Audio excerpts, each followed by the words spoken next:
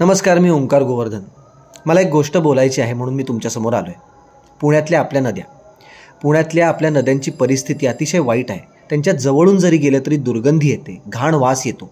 ही परिस्थिती बदलावी, नद्या नैसर्गिकरित्या पुनरुज्जीवित व्हाव्यात, त्यातून सांडपाणी नष्ट व्हावं, याकरता पुणे रिव्हर रिवायवल ग्रुपनी नद्यांचे हक्क माझी जबाबदारी हे अभियान 26 ते 28 जानेवारी रोजी ऑर्गनाईज केलेलं आहे.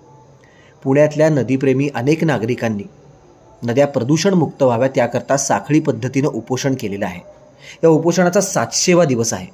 ते सुद्धा 27 जानेवारीला आपल्यासमोर येणार आहे. आपण सगळेजणसुद्धा 27 जानेवारीला एक दिवसाचं लाक्षणिक उपोषण करू शकतोच.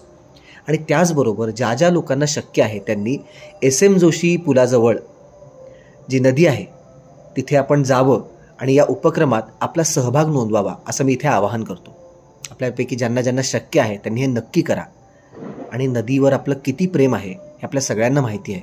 तर ती नदी स्वच्छ आणि प्रदूषणमुक्त व्हावी याकरता आपल्याला जे काही जमेल ते आपण करूयात.